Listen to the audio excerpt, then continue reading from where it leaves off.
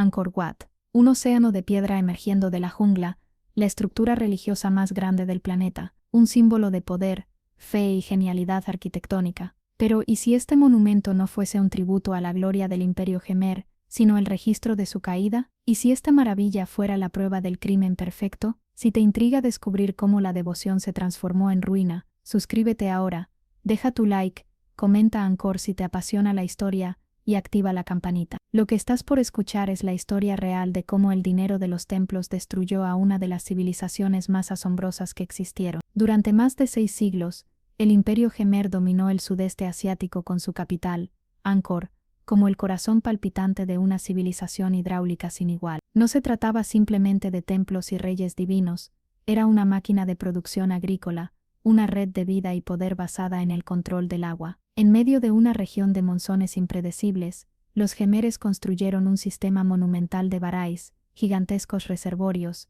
y miles de canales que almacenaban y distribuían el agua como si controlaran la respiración de la tierra. Gracias a esta red, podían cosechar arroz 3 veces al año, alimentando una población gigantesca y manteniendo la estabilidad de un imperio de casi 1 millón de habitantes. Pero su grandeza llevaba dentro una semilla de destrucción invisible. Cada ladrillo de Angkor Wat, cada inscripción tallada en piedra, era también una deuda contra el futuro. Angkor Wat fue construido en el siglo XII como tributo al dios Vishnu, durante el reinado de Suryavarman II. Se necesitaron más de 5 millones de toneladas de arenisca, transportadas desde canteras situadas a 40 kilómetros de distancia. Participaron cerca de 300.000 obreros y más de 6.000 elefantes. Cada bloque era el resultado del sudor de campesinos reclutados a la fuerza, desviados de los arrozales hacia las canteras, dejando atrás campos estériles y manos vacías. El templo no era solo un santuario, era el cuerpo físico del cosmos,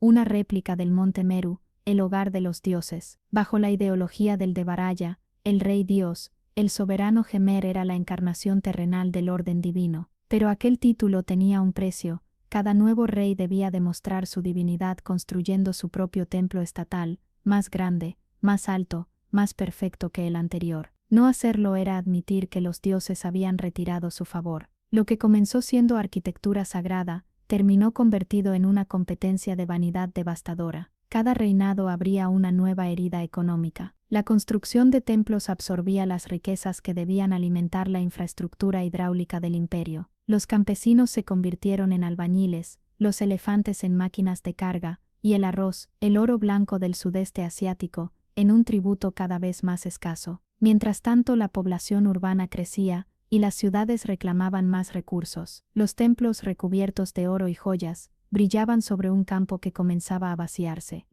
El clímax llegó con Yayavarman VII, Entramundo,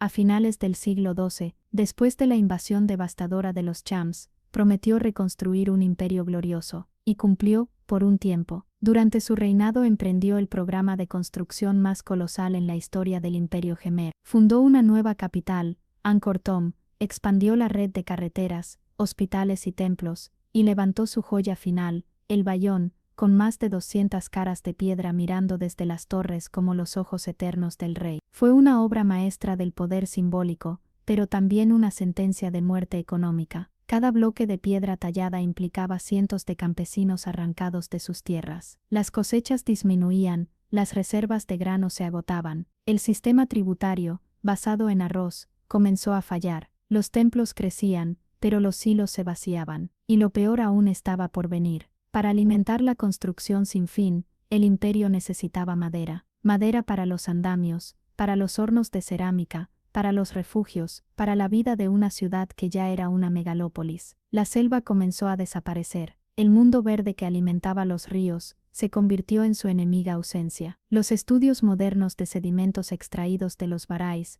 revelan los signos claros de forestación masiva, erosión del suelo, ríos cargados de barro. El agua se volvió turbia, los canales comenzaron a obstruirse. El gran sistema hidráulico, que requería mantenimiento constante, empezó a pudrirse desde dentro, y sin un sistema de agua eficiente, la base agrícola se debilitó aún más. El Imperio Khmer, sin saberlo, había construido una trampa perfecta. Durante más de un siglo, siguieron edificando templos, incluso cuando la economía ya estaba al borde del colapso. El dinero de los templos, los impuestos, las cosechas, todo se desviaba hacia la piedra y la fe. Ningún rey podía detenerlo, hacerlo sería aceptar el declive divino. Y así, la decadencia se disfrazó de devoción. Entonces llegó el castigo de la naturaleza. Los anillos de árboles en el sudeste asiático y los registros paleoclimáticos muestran que entre los siglos XIV y XV la región fue golpeada por una serie de megasequías sin precedentes, seguidas de monzones torrenciales e impredecibles. Un ciclo climático extremo que duró décadas. El sofisticado sistema hidráulico de Angkor no estaba preparado para esos cambios violentos. Las sequías secaron los reservorios, las lluvias torrenciales rompieron las presas, los canales colapsaron bajo toneladas de lodo traído por la erosión. El agua,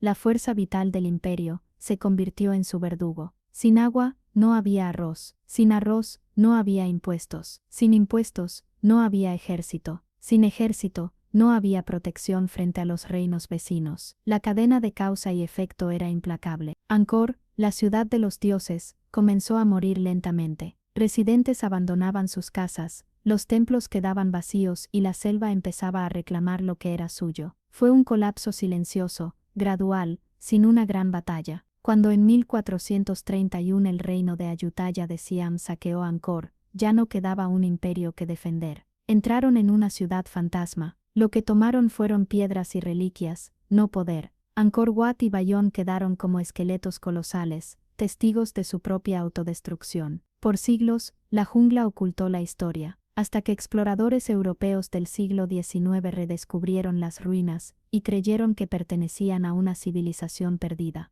Y lo estaban, pero no por olvido, sino por exceso. El exceso de fe, de vanidad, de templo sobre templo. Angkor cayó no por enemigos, sino por desequilibrio interno, económico, ecológico y político. Hoy, Angkor Wat sigue en pie, majestuoso, impresionantemente conservado. Millones de turistas lo fotografían cada año sin saber que, detrás de su perfección, hay una advertencia urgente. La historia del Imperio Khmer es la prueba de que la grandeza sin sostenibilidad es solo una ilusión temporal, que la obsesión por construir símbolos de poder puede vaciar las raíces de una civilización entera. Los templos de Angkor son hermosos, sí, pero son también tumbas abiertas, tumbas erguidas por un pueblo que quiso alcanzar la eternidad con piedra y encontró su final en el barro, porque los imperios no caen por falta de grandeza, caen cuando confunden grandeza con equilibrio, cuando el dinero de los templos consume el arroz de los pueblos, cuando el brillo de los dioses ciega a los hombres que los sirven, y así,